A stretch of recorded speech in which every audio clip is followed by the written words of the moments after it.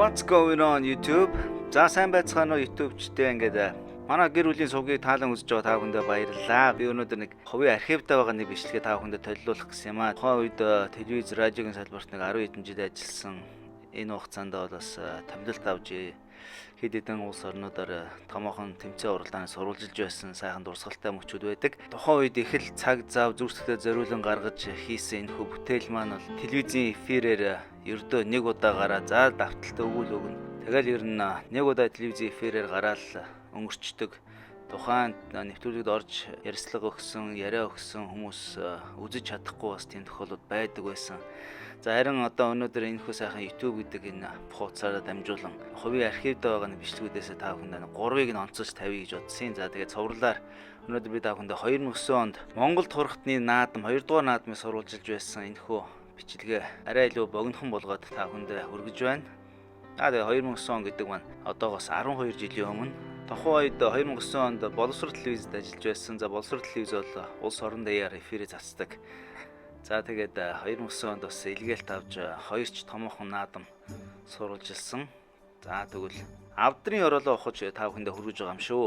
Тэгээд хэдийгээр цаг хугацаа өнгөрсөн ч гэлээ энэхүү бичлэгэнд орсон хүмүүс манаас өөрсдийнхөө дуу хоолой тухайн үед байсан зүс царайгаас нэг эргээд харахад их сонирхолтой сайхан байх болоо. Хэдэн ч удаа хизээж хаанаас ч гэсэн өөрийгөө харж үзэж болох учраас миний бэлтгэж байсан энэхүү нэвтрүүлэгт орж байсан бол өөрсдөө бас нэг хараад аваарай. За эрхэм мөндөд үзэгч та бүхэндээ бид Өвөр Монголын Өртөц хорны Шилэнгол аймгийн нийслэл Шилийн хотноо 8 дугаар сарын 4-өөс 7-ны хооронд болсон Монгол орчны үндэсний бүхний наадмаас хийсэн сурвалжлагаанд төлөвлөж байна. 9 хошуу 2 хоттой Шиленгол аймаг нь Өвөр Монголын Өртөц хорны төв хэсэгт байрлаж, хойгуураа Монгол улстай, за зүүн талаараа Улаанхат хот, Түнлээ хот болон Хянган аймагтай хязгаалагддаг. Харин Улаанцай хоттой баруун талаараа Хибэ мужийн Жанчхүү, Чэндэ хоттой урд талаараа хиллэн оршдог юм байна. Далайн төвчнөөс 1000-аас 1300 м өндөрт байрлах тул уур амьсгал нь хуурай, салхитай байх нь илбэг. Хурд унц энэ жил баг байгаа нь ихэнх нутгийн өв сургамлыг гандуу болгож мал амтныг хангадуулж байгаач хөдөлмөрчийн ард түмэн энд халуун зууныг ажрахгүй давж байна. Шилийн голын тал нутаг нь зүүн талаараа эсрэгэг цөлтэй. За энэ нутагт 260 гаруй төрөл зүйлийн ан амтан араатан жигүүртэн нутагчсан бол 1200 гаруй төрөл зүйлийн урмал бүртгэгджээ. Мөн уул тал дов долгодын ингэрээр байгалийн ариун баялаг бэлчээр нөөцтэй нутаг гэгддэг. Тийм ч учраас мал аж ахуйгаа өнөө хүртэл тордон авч явж жил бүр 8 сая төлөх хүлээн авдаг мал аж ахуй махан бүтээгдэхүүний үйлдвэрлэл өндөр хөгжсөн нутаг гэгддэг байна. Үүнээс гадна газар доорх байгалийн баялаг ариунтай тул бүгд найрамдах Хятад ард улсын байгалийн баялагын гол их сурвалж болсон нутаг үлээ. Хөдөө нутгийн малчин хүний дундаж орлого 4870 юан байдаг гин. За харин хотын хүн амын дундаж орлого нь 100000 орчим юан байхаар дүн гарч байгаа юм. Одоо Шиленгол аймагт ер нь манай дээхэн үед хэрэгжүүлж байсан 5 жилийн төлөвлөгөө хэрэгцээр 12 дахь 5 жилийн төлөвлөгөөтэйгээ зодож байгаа юм байна лээ. За Шиленгол аймгийн Шилэн хотын тухай та бүхэнд танилцуулъя. Шиленгол аймгийн нийслэл Шилэн хот нь өдрөөс өдөрт өргөжин тэлж орчин үеийн хотын соёл нэвтэж эхэлсэн их цэгцтэй цэмцгэр хот гэж хэлж болно. Замаа 20 см зузаантайгаар бат бүх тавьж одоо энэ явж байгаа машин тэргэнд нь ахцсан гэмээр өргөн зам тавьсан нь холыг харсны үзээ. Шилийн хот 14785 км2 нутаг дэвсгэртэй 205000 орчим хүн амтай гэсэн тооцоо байдаг юм байна. За энэ хотод Монгол, Хятадын хан үндэстэн, Хотон, Манж, Дагуур, Орчин, Эвенк зэрэг 17 үндэстэн ясна амьдардаг. Бүх Хятадын ариун цэвэр ахуйн соёлын үлгэрчээд хот гэдгээрээ алдартай хот гэсэн. Засван заман зөвхөж зэрэгэлдэх хотуудаа сүжээр холбогдсон.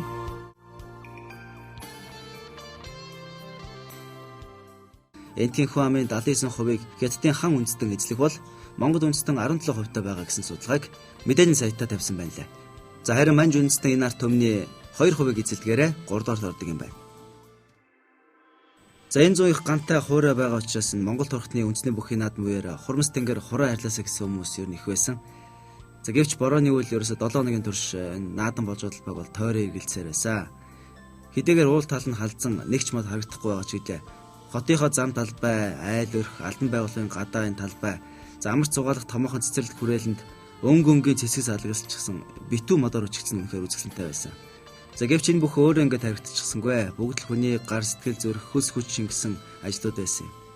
Энэ зүүн бороо хургуу байсан нь хотынхны хийж үдээсэн ногоон байгууламжийн эсрэг аюул зант хийж байсан ч угаасаа энэ ард түмэн их хөдөлмөрч эрт тусдаг ард түмэн учраас байгалийн ямар ч эрсдэлтэй нөхцөлд бол энэ ногоон бовнжаа аварч тордож өглөө өчгөл ер нь бори боксэргүй ажиллаж байсан их гайхалтай харагдаж байсан. Гудамж талбай цэцэрлэлт хүрээлэнгээс гадна шатхуун түгээх газар эзгүй булан тохоо бүр цэцэг сулгасан байгаа нь нөхөр хотоо өөдөн татхад өөрийн зүгээс томоохон хувь нэмэр оруулж байгаагаа энэ нутгийн хүн ард ерөөсө бүрэн ухаарсны илэрхийлэл болов гэж харагдаж байгаа юм. За хотын байшин барилгын хувьд бол тэнгэр багцсан байшин барилга бол нэг байхгүй их ховор. За харин нийтийн орон сууцны томоохон хорооллууд хотын өнцөг булан бүрт байгуулагдж байна. Одоо та бүхэн харж байгаа энэ олон кранууд ер нь хотын эргэн тойронд байгаа. Энэ бол яг харахгүй шилийн хотод бүтээн байгуулалтын он жилүүд үргэлжлэж байгаатай холбоотой. 10 жилийн тэртээ энд хүмүүс ганц давхар тоосон байшин суудаг байсан бол өнөөдөр ер нь бараг гэр хороол гэж ер нь байхгүй. Бүгд л ер нь орон сууцны хороолт боломжийн дундаж амьдрал залинтай хүмүүс орон сууцны хороолд амьдарч сууж байгаа. Байшин барилгын доод давхрууд нь ихэвчлэн дэлгүүр оршоо үйлчлэний газрын зориултаар ашиглаж байгаа нь зах зээл сайтай эндхийн нэг онцлог юм болов гэж бодогдсон. За харин дэлгүүр оршооных нь барааны үн бол нэг өндөр биш. Ерөнхийдөө дундаж амьдралтай хүнийг хэрэгцээ шаардлагад бол тохирсон үнээр худалдаа хийгдэж байсан. Дунджаас бага орлоготой хүний нэг сарын цалин бол 3000 орчим юан байдаг нь. Манайхаар 600 сая орчим төгрөг юм уу та. Энэ цайны газар бол өглөөний 5 цагт очиод нэг хэдэн төмөс арилгаад ногоо хураад л өдөр нь явчих хэмжээний ачаал байхтай ажилчдын нь доод цалин гэсэн.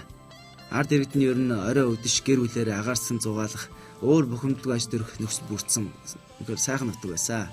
Бие биенээ хүндэтгсэн элэгсэг харилцаа энд мэдрэгдэж байсан. Иймээс шүнчгсэн ер нь айх аюулгүй их амар тайв явах нөхцөл бүрдэж байсан. За өдөр нь ажил төрлөө хийгээд амарх завгүй байсан хүмүүс орой өдөш усан ориглуур биеийн тамирын талбай дээр гэр бүлээрээ хамтдаа сайхан цагийг зугаатаа өнгөрүүлж байгаа харагдсан их сайхан санагцсан. Аав ээж ах эгч дүүтэйгээ энэд хөрөөр дүүр яваа элэг бүтэн гэр бүлэнд их олон байгаа нь бас энэ хотын энэ ард түмний бас нэг давуу тал юм болов гэж бодогдсон. За манай Монголд бол салалт бол маш их байгаа. Тэгээд гэр бүлүүд энэ хотын гудамжаар алхаж байгаа хүмүүсийн царай бол ер нь баргар байдаг. За харин энд бол төсөөр ер нь ард иргэд нь бол их сайхан инээмсэглсэн найрсаг харилцаатай гэр бүлээрээ хамтдаа их цагийн өнгөрөөд ийм хот юм байлаа. Хотын иргэд ер нь оройн 11-аас 12 цаг гэж унтаал өглөө ер нь 5 цаг гэхэд бол алидны хөдөлгөөнд орчихсон ажил төрлөө хийгээд эхэлчихсэн юм байлаа. Бүгд найрамдах Хятад ард улсын түүхэнд Хувилаа хааны эзлэх байр суурь их байдаг.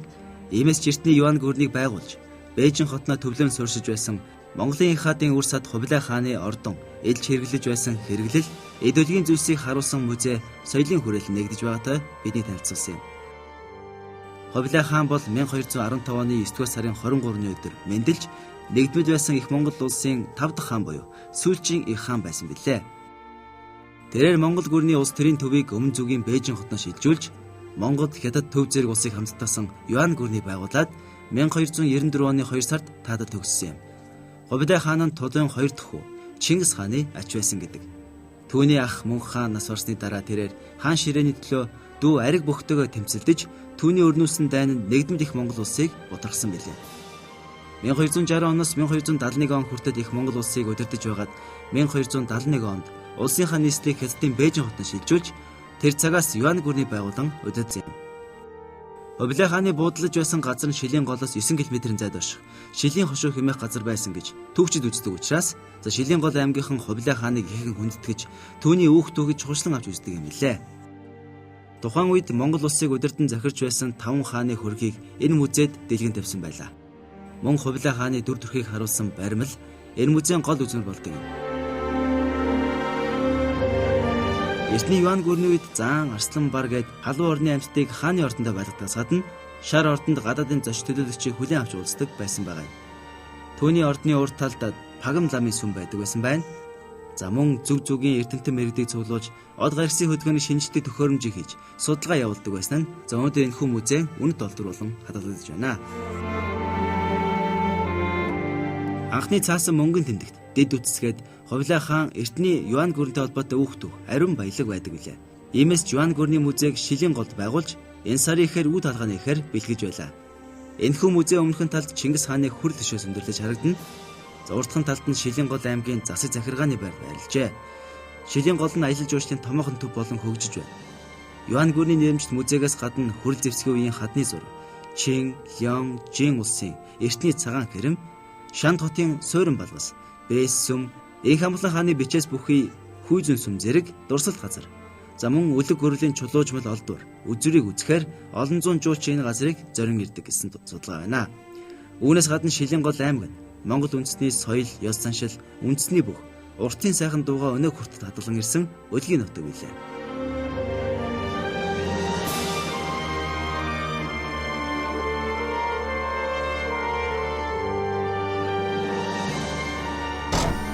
Энд ер нь 7 хоногт бол биднийг ахан дүүсээ гэж хүлээж авсан хэд хэдэн өвөр монгол сайхан хүмүүс байсан. За тэдний нэг нь бидний буусан зочд буудлын хойхон байрлах, нэг нь зоогийн газрын монголчууд байсан юм. За энэ зоогийн газар ах トゥ 10 гаруй хүн хамтдаа ажиллаж амьдардаг юм байлээ. Зоогийн газрын эзнийг Сөчөнбат, зарим эхнэрийг нь Алтан ухаар гэдэг. За тэд энэ зоогийн газар бол энэ 2 жилийн өмнөөс Шилэн хот аймагт нээж ажилласан. За удахгүй одоо салбараа нээхээр бас зүтгэж байгаа их ажилсаг юм гэрэл байсан. Ингээ биднийг мах ихтэй ер нь л ингээ ажиллаад байгаад энэ монголжуу маягийн одоо хоолоор дайлж исэн. Ингээ би та бүхэндээ Сөчөнбатын гэрүүлтэй танилцуулъя. За ингээд хамт байгаа та бүхэнд баярлалаа. Тэгэхээр өвөр Монголын өөртөө засах хорны Шилэнгол аймгийн Шилэн хотод амьдран суугаа нэгэн өвөр Монгол туурхт ахан дүүс нартай уулзж байна. За ингээд энэ гэрүүл бол одоо ресторан ажиллуулж одоо өвөр Монголын Шилэн хотод амьдардаг. За тэгээд гэрээ заахыг бол Сөчөнбат гэдэг. За эгчийг болохоор Алтан ухаар гэдэг. За ингээд энэ гэрүүлтэй өнөөдөр бас бүгдээр хамтдаа танилцъя. Энэ нутгийн сонин сайхнаас хамтдаа бас хуваалцъя гэж бодож байна. Та одоо яг энэ рестораныг ажиллаулаа хэдэн жил болж байна? Би одоо нэг ягаад 2 жил л болж байна. 2 жил л одоо 3 жил боллоо.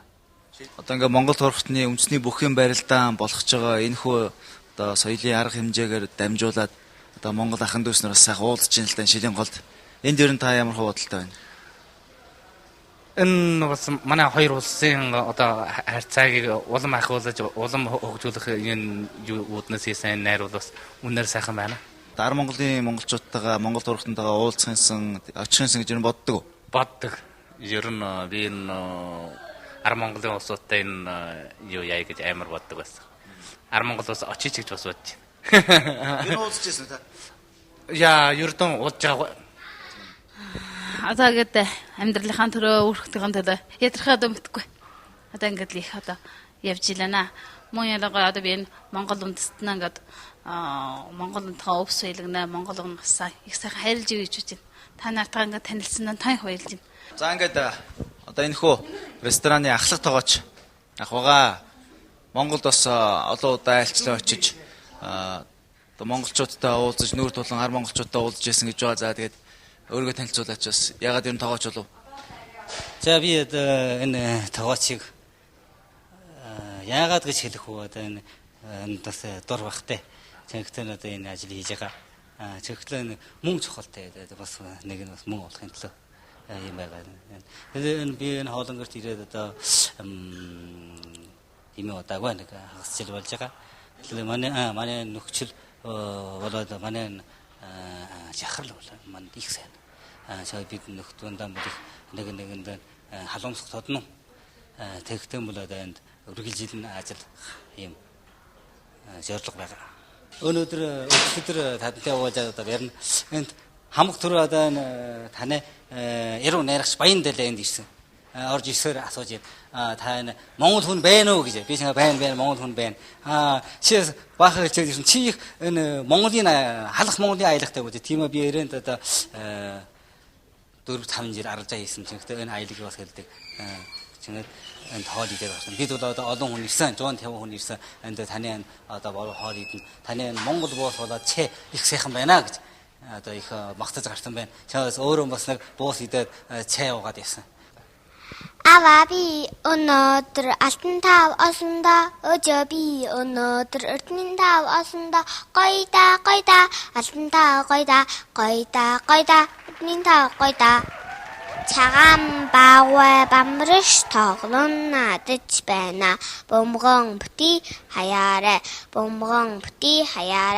тоглон надаж байна ногоон хангай өлсөн дөр бөмбөгөн бүти хаяарэ ногоон хангай өлсөн дөр бөмбөгөн бүти хаяарэ ногоон хангай өлсөн дөр бөмбөгөн бүти хаяарэ. За яг одоогоос 60 жилийн дээртэй өвөр Монголын өөртөө засах хооронд Шилэн хот байгуулагдаж Шилийн гол аймаг өөрсдийн бас энэ хотыг байгуулсан байгаа. Өнөөдөр 300 мянган хүн хамтаа энэ одоо ард иргэд үнэхээр энэ удаагийн томоохон арга хэмжээнд баяр сэнгэлтэйгээр орж энэ гудамж тэр чигээр автомашины хөл хөдөлгөөн хоригдож харин ард иргэдэд дүүрэн байна. Ингээд та бүхэн энэ сайхан баярын өдөр бас Шилийн гол аймагт арын монголчууд хүрэлцэн ирж бүхийн байралдаа наадам зохион байгуулж байгаа маш их баяртай байна.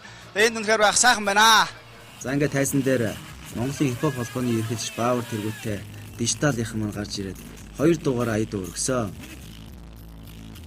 Түүний дараа Киви хамтлаг гарч ирэн уянгалаг хоолой эвсэг хөдөлгөөнөөр үзэгчдийг байлдан дагуулах шиг болсон.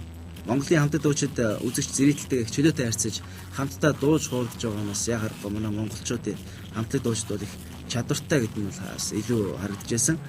Киви хамтлаг дууж дуусны дараа дууган сонсох дуртай хүүхд залуус бол Киви хамтлагийн охтыг бүчиж аваад гарын үсэг авах 6 татуулах гэж юусоо битүү шавцсан байсан. За энэ бүх бужигнаант үеэр бид Кивигийн охтуудаас энэ удаагийн одоо баяр наадмын тухай санал бодлыг сонсноо. Одоо тэнд хүргэе.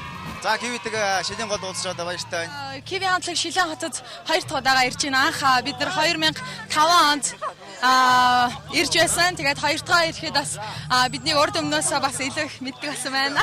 Тэр үуч амар их байна шүү дээ. Ингээд 10 өр Монголын ахын дүүсийн уулзалт, харилцаа, хамтын ажиллагаа, цаашдын гэрэлт ирээдүг бүтээх чухал хувь нэмэртэй энэхүү урлаг соёлын арга хэмжээ өндөрсөн юм а. Шилийн гол аймгийн нийслэл Шилийн хотоор аялж, өвөр Монголын уртас хорны зүгээр л нэг аймгийн төв нь манай улсын нийслэл Улаанбаатараас хөгжил, хүн ам, за хотын хот хэлэлт, бүтээн байгуулалт, соёл боловсрол гэдэг ер нь олон салбарт юугаараа илүү, за бас юугаараа дутуу байгааг харьцуулахыг бид хүссэн. Сүүлийн 10 гаруй жил огцон хурцтайгаар хөгжиж байгаа Шилийн хот холыг харсан алсын хараатай төлөвлөгөө хэрэгжүүлж зам, байшин барилга, дэд үтцийг зохицоор нь шийдсэн тул цаашд улам хөгжих ирээдүйтэй харагдаж байна. Харин манай Улаанбаатар хотын үед тэл их биш. За харин улам төв рүүгээ шамбаарлаж хүн бүр хувиа хичээсэн уур бухимдалтай. За заримдаа хийсэн бүхнийгээ устгаад байна удаа гэж харагдаж байгаа сэтгэл дундуур байсан. За гэхдээ хизээн цагт манай Монгол улс эдгээр хотын дайтай, соёлтой, хөгжилтэй, өргөн одоо цар хүрээ хамарсан сайхан хот болоо гэдэгт итгэлтэй байна.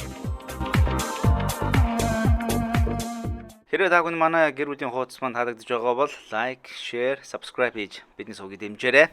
Ингээд дараагийн видеогоор уулзлаа. Түр баяртай.